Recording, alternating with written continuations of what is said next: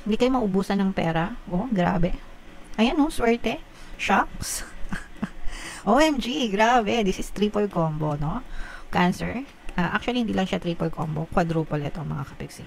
Ito yung energy ng blessings. Ito yung energy ng manifestation. Ito yung energy ng swerte, mga kapiksi. And these are your dreams coming true. Okay? So, napakaganda na nag-aantay sa inyo, guys. Pero, you just have to focus on yourself, guys. No? Kasi nandito pa kayo sa moving on energy, mga kapiksi.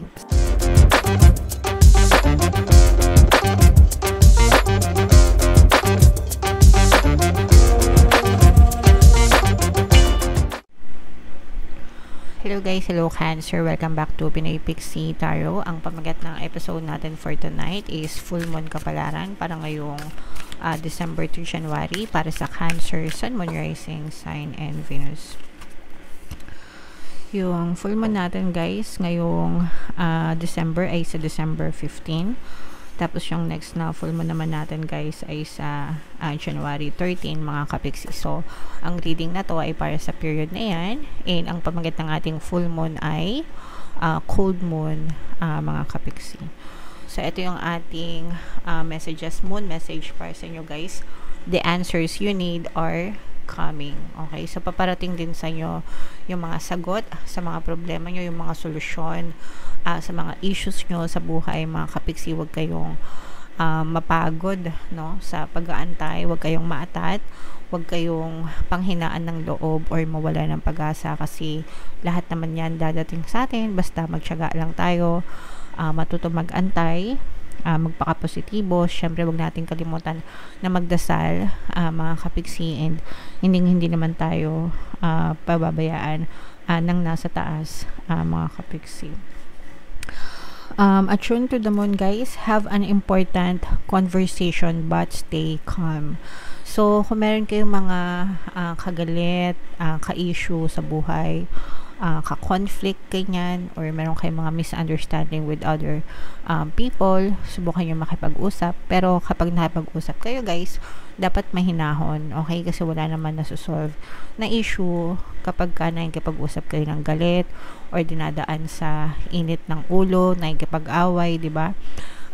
Syempre, kapag nakipag-away ka, sumigaw ka, tumaas boses mo, magiging defensive din yung kausap mo, diba? So, ang sagot nun, pabalang din, pasigaw din, pagalit din, diba? Ikaw kaya? Try mo, ikaw, pag kinausap ka ng galit, diba? Anong magiging reaction mo? Pag sinigawan ka, natural, sisigaw ka rin, diba? Pag mataas boses, sa'yo, tataas din boses mo, magre-react ka eh. So, ganun yung energy transmission, mga kapigsi. Kaya dapat mahinahon, kalmado, positibo, para ganun din yung energy na umikot sa inyo, diba? Kalmado, positive, mga kapigsi. Okay? So, sa ganung paraan, naaayos yung mga issue, naaayos yung mga gusto sa buhay. Additional meanings for this card guys, someone is trying to flirt with you, have you noticed? So, kung kayo naman ay single na, guys, diba? Or single, okay lang yan, mag-flirt. Pero kung kayo ay taken na, or alam nyo na taken na yung other people, wag na maglandi guys, no? Magbabackfire yan sa inyo, sige kayo. Digital na ang karma ngayon, mga kapiksi, diba? Mag-ingat-ingat kayo sa mga ginagawa nyo. Hindi porket hindi kayo nakikita, diba? Hindi porket walang resibo, gagawin nyo lang. So, wag ganun, mga kapiksi. Honesty is the best policy. You need to laugh off this situation and just move on. So, may ibang mga bagay sa buhay natin na hindi na natin dapat pinag-aaksayahan ng panahon. Nag-move on na lang tayo, diba? Kumbaga, choose your battles wisely.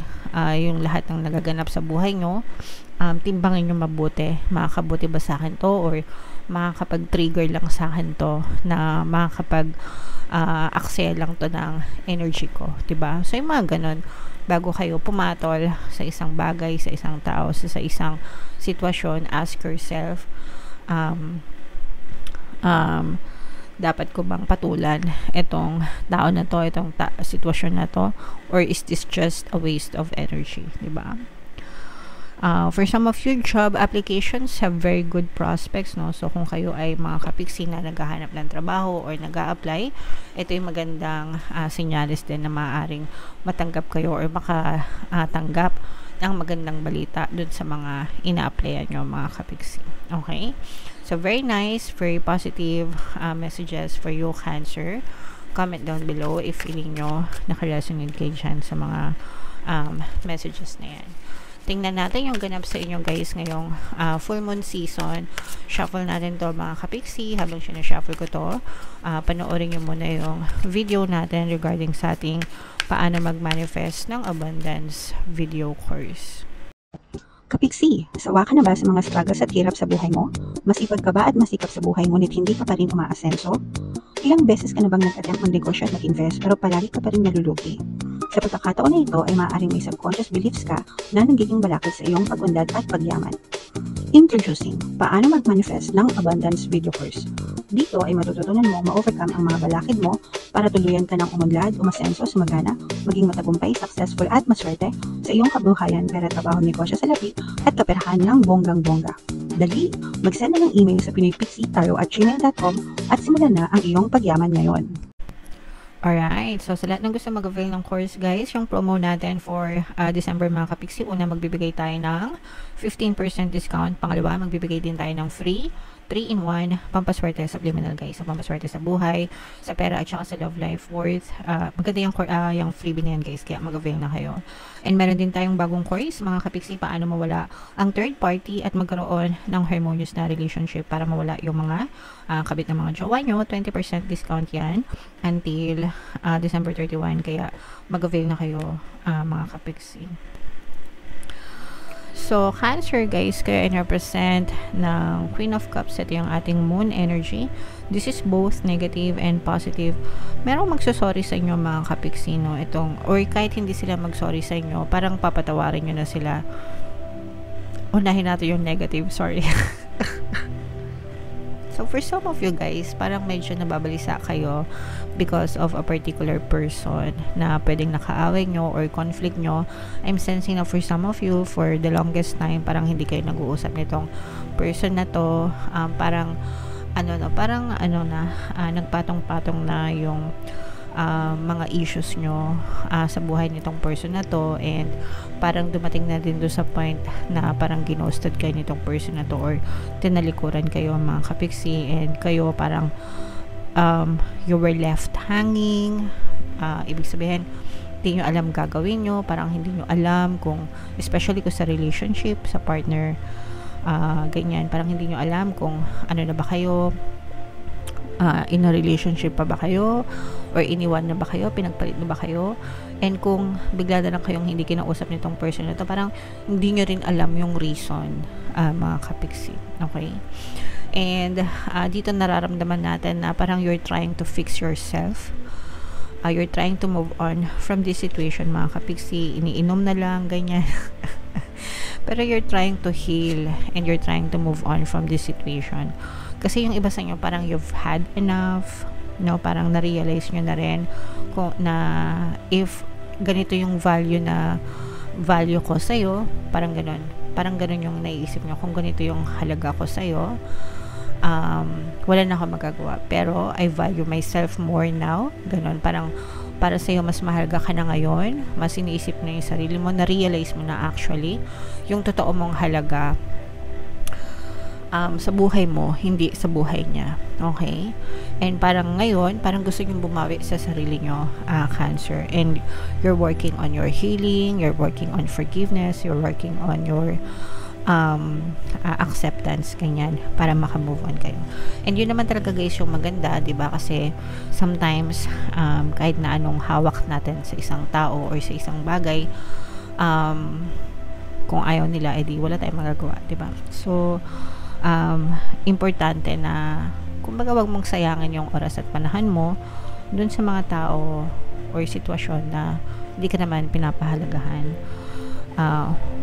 Kung pwede mo namang pahalagahan yung sarili mong oras, sarili mong panahon, at igugol sa mas kapaki-pakinabang na paraan. Okay, so this is a season of healing and moving on para sa inyong Cancer. And ito naman ay mga blessings, guys, no? So, you will be so blessed. Yung iba sa inyo, guys, actually, because of forgiveness, because of acceptance, parang nare-release yung resistance sa puso nyo, naaalis yung mga negative emotions, kaya pumapasok yung mga blessings, okay?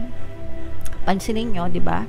Yung mga taong nakaka-move on from heartaches, ganyan, after some time, kapag nag-heal na sila, nakaka-move on na sila, doon na sila nagiging blooming, and doon sila pinapasok ng mga blessings sa buhay nila. So, the same with you, Cancer. So, you will be so blessed kasi yung iba sa inyo talaga nakaka-move on na.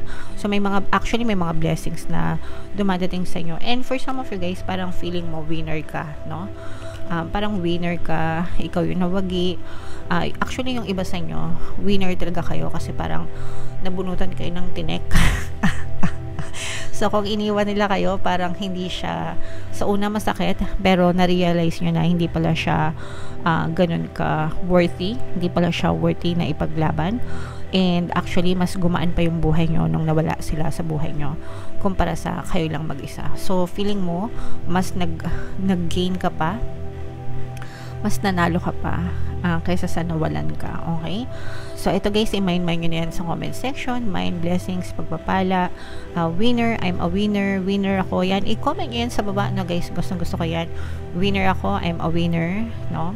I always win, I'm always winning, ganyan. And for some of you, maaaring may mga bagong negosyo or investment kayo na pinag-iisipan, lalo na pagpasok ng 2025. Ito, swak na swak sa akin to guys, kasi basta ang dami kong plano. Okay? Pero sa inyo din, ng mga Cancer, no? Parang yung iba sa inyo, feeling ko mag-negosyo or mag-i-invest kayo pagpasok ng 2025 and magdadala pa yan ng more blessings and more kasaganaan. Actually, guys, no? Nakikita natin na lalo pang aangat yung inyong kabuhayan, lalo pa kayong uunlad, mga kapiksi. So, what else, guys? Tingnan pa natin. So, this is an earth sign energy. Hindi kayo maubusan ng pera. Oh, grabe. Ayan, oh, swerte. Shocks. OMG, grabe. This is triple combo, no? Cancer. Actually, hindi lang siya triple combo. Quadruple ito, mga kapiksi. Ito yung energy ng blessings. Ito yung energy ng manifestation. Ito yung energy ng swerte, mga kapiksi. And these are your dreams coming true. Okay? So, napakaganda na nag-aantay sa inyo, guys. Pero, you just have to focus on yourself, guys. No? Kasi nandito pa kayo sa moving on energy, mga kapiksi. Sa healing, no? Healing galing, yan. Kapag ka, alam niyo ba yan, healing galing? Kapag nakapag-heal na kayo totally, mga kapiksi, and nawala na yung mga resistance, yung mga emotional blocks nyo, ito yung mga nag-aantay sa inyo. So, mamamanifest nyo talaga itong mga pangarap nyo sa buhay. Ito yung dream life nyo, actually. Mamamanifest nyo yan. For some of you, maaaring na makakita kayo ng movement itong season na to. Mga evidences sa physical reality mo na nagaganap yung mga hinihiling mo and pinagdadasal mo. Lalo na kung ang hinihiling mo is may kinalaman sa mga blessings at may kinalaman sa swerte. Talagang siswertehin kayo at talagang i-bless kayo, Cancer. Okay? So, lahat ito, guys, i-mind nyo na tong quadruple combo na to. Ito yung mega over to the max combo. Para sa inyo, okay? So, mind blessings, mind swerte, pagpapala, good fortune, manifestation, and dreams coming true. Lahat yan, guys, i-mind nyo sa comment section. Deserve nyo yan, Cancer. Yay! Na-excite ako para sa inyo, mga kapiksi. Alright? Okay, so comment down below if naka-resonate kayo. Ito yung ating 2025 kapalaran, guys. Panoorin nyo na. And ito naman yung ating success stories ng paano mag-manifest ng abundance video course. Click here to subscribe, guys. Ito yung ating mga pampaswerte subliminals. Thank you for liking, sharing, and subscribing. See you again next time. I love you all, guys. Have a nice day. Bye-bye.